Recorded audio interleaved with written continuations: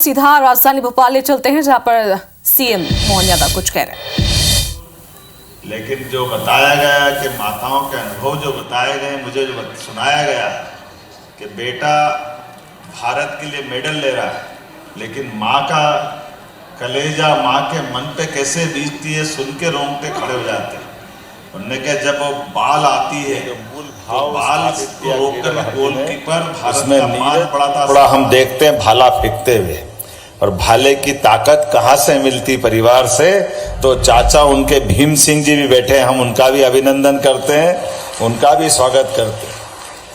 श्री जयेश की माता जी गोलकीपर अद्भुत। लेकिन जो बताया गया कि माताओं के अनुभव जो बताए गए, मुझे जो सुनाया गया है कि बेटा भारत के लिए मेडल ले रहा है, लेकिन माँ का कलेजा, माँ के मन पे कैसे बीतती है, सुन के रोंगटे खड़े हो जाते हैं। उन्होंने कहा जब वो बाल आती है तो बाल को रोक करके गोलकीपर भारत का मान बढ़ाता, सम्मान बढ़ाता, लेकिन उसको चोट नहीं लग जाए तो माँ टीवी पे देख नहीं पाती, वो जीत जाती जब देखती है। ये है माँ की हमारी गौरवशाली परंपरा।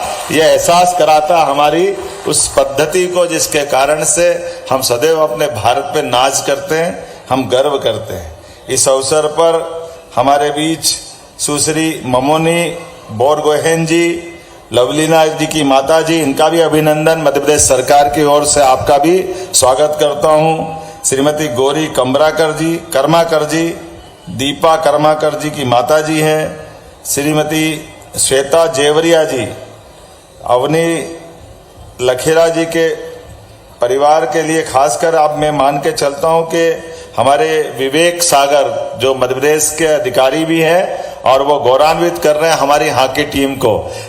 विवेक के लिए भी अभिनंदन है। माननीय माताजी कमला देवी जी, ये जो हमारे इस कार्यक्रम के पीछे की जो भावना और क्रीड़ा भारती का जो मूल भाव है, वाकई भाई साहब मैं आपको बधाई देता हूं।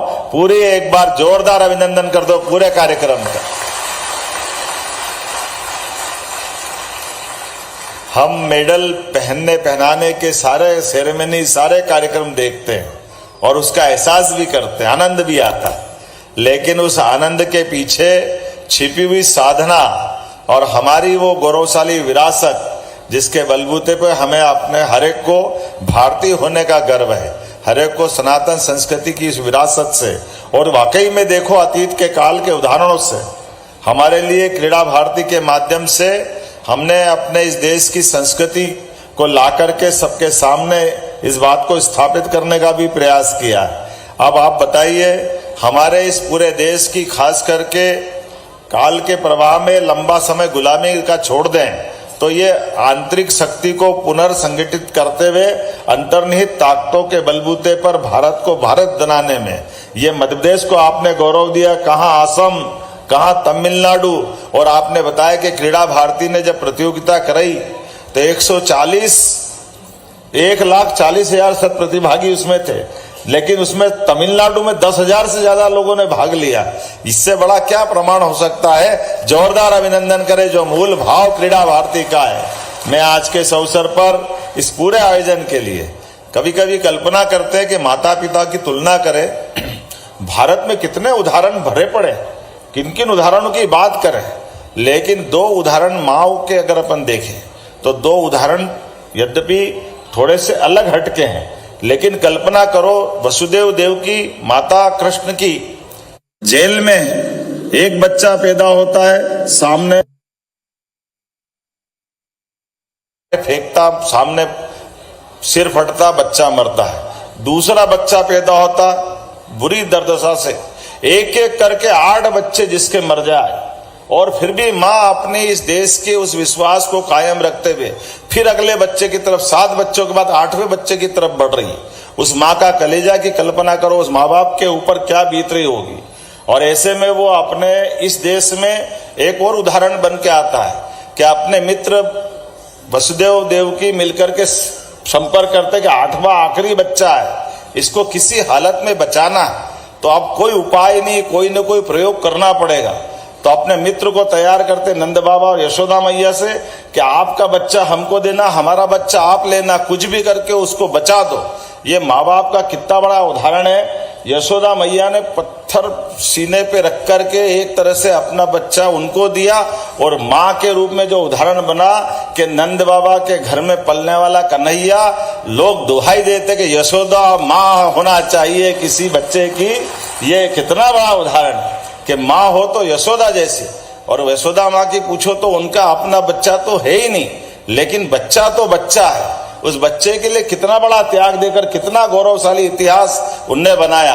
और वो बाद में गोपाल कृष्ण की हमारी नटखट, उनकी अपनी अलग प्रकार की कैसी कैसी चीजों को भी सहन करके जो नैसर्गिक गुण है बच्चे के अंदर, वो सब कुछ दिलाते हुए भगवान कृष्ण को लालन पालन करके जो सुयोग्य बनाया, वाकई वो हमारी माँ की कोख को गर्व से भर देता है और भारत की सनातन संस्कृति प्रति हमारा श्रद्धा और आदर के साथ मस्तक गर्व से ऊंचा करता है। ऐसे में ये सारी माँ हमारे बीच में माता भी है, पिता भी है। ये परिवार परंपरा को चलाने की हमारी जो पद्धति है, मुझे वास्तव में जो हमारे क्रीड़ा भारती के राष्ट्रीय अध्यक्ष जी ने कहा अपनी भूमिका में कि हमारे यहाँ ये बात बिल्कुल सही है, जो हमारी परंपरा उसको स्थापित करना चाहिए। जिस प्रकार के दौर में हमारे खिलाड़ी कितनी कितनी कठिनाइयों के बीच में से निकलते हैं और अपनी प्रतिभा ऐसे निकल करके आती है, लेकिन परमात्मा की दया से आज के समय में माननीय यशस्वी प्रधानमंत्री के नेतृत्व में हमारे लिए सभी क्षेत्रों में समान अवसर मिल रहे हैं। और उतना ही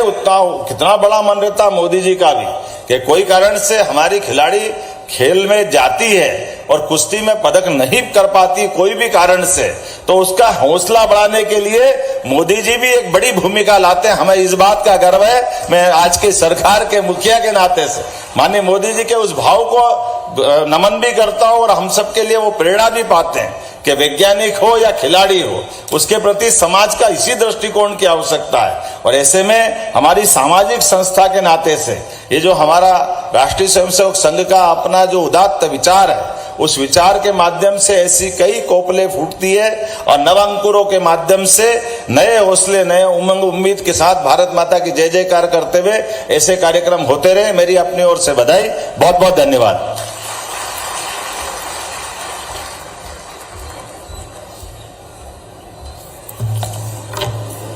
धन्यवाद माननीय मुख्यमंत्री जी। अब हम जिसकी राह देख रहे हैं, राष्ट्रीय स्वयंसेवक संघ के माननीय सरकर्या वो अपना पाथे आपको सबको दे, ये प्रार्थना करते हैं।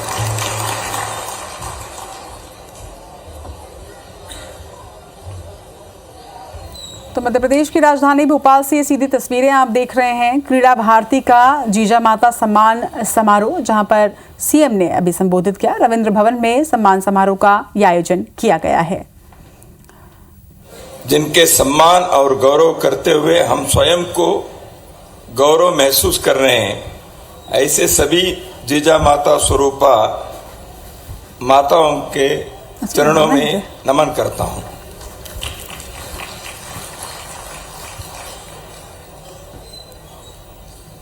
मध्य प्रदेश के मुख्यमंत्री श्री मोहन यादव जी, केंद्र के क्रीड़ा मंत्री मनसुख भाई, विश्वास जी, चैतन्य कश्यप जी, गोपाल सैनी जी, राज चौधरी जी, दीपक जी, सभागार में उपस्थित सभी श्रद्धेय माता भगिनी, सज्जन बंधुओं, वैसे देखा है तो कार्यक्रम का मुख्य हिस्सा जो है वो समाप्त हो गया है। इतना ही है, आप सबकी ओर से मुझे क्रीड़ा भारती संगठन के सभी पदाधिकारियों को आपकी ओर से धन्यवाद देना है। भोपाल में आपने इस कार्यक्रम को लाकर यहाँ के लोगों को एक अवसर दिया। इस प्रकार के जो समाज का कर्तव्य है, अपने राष्ट्र के गौरव बढ़ाने वाले लोगों के परिवार के लोगों को परिचय कराना और उनका सार्वजनिक रूप में सम्मान करते हुए अपने कर्तव्य को जगाने का कार्य आपने किया और भोपाल में एक अविस्मरणीय कार्यक्रम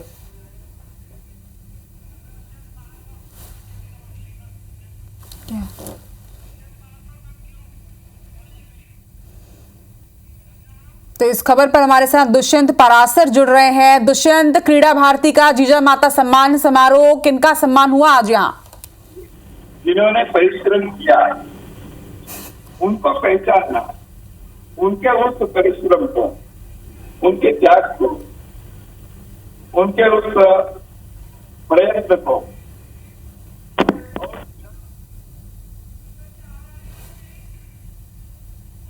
टीवी पर देखते हैं, समाचार पर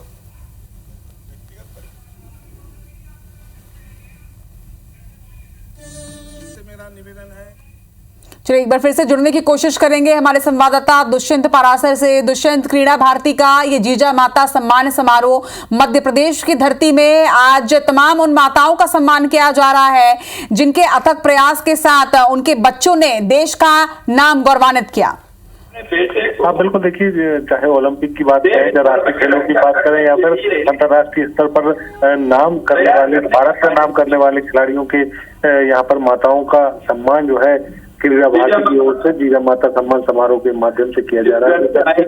देश भर से तमाम सारे खिलाड़ियों की माताओं को यहाँ पर आमंत्रित किया गया है। तमाम सारी माताएं जो है यहाँ पर सम्मानित की गई और इस पूरे कार्यक्रम में आरएसएस के संघ सरकारवा दत्तात्रेय होसबोले मौजूद हैं, मध्य प्रदेश के मुख्यमंत्री डॉक्टर मोहन यादव मौजूद हैं और इस तरीके से देखें कि राष्ट्रीय केंद्रीय खेल मंत्री मनसुख मांडविया भी यहाँ पर मौजूद है और जिस तरीके से मध्य प्रदेश सरकार में खेल मंत्री विश्वास सारंग भी इस कार्यक्रम में मौजूद है। लेकिन जिस तरीके से अगर पूरे कार्यक्रम की बात की जाए तो कार्यक्रम का उद्देश्य भी यही है कि जिन खिलाड़ियों ने देश का नाम रोशन किया है, कि खिलाड़ियों ने अपने शहर का नाम रोशन किया है, वो उनकी माताओं ने उनको किस तरीके से जो सिखाया है, किस तरीके से बचपन से ही शिक्षा दी है और जिस तरीके से ये बात कही जाती है कि किसी भी व्यक्ति की माता उसकी पहली शिक्षक होती है और उसी के चलते कहीं ना कहीं इस बात को आगे बढ़ाते हुए यहाँ पर मध्य प्रदेश में पूरे कार्यक्रम का आयोजन किया गया। रविंद्र भवन में इस कार्यक्रम का आयोजन किया गया था।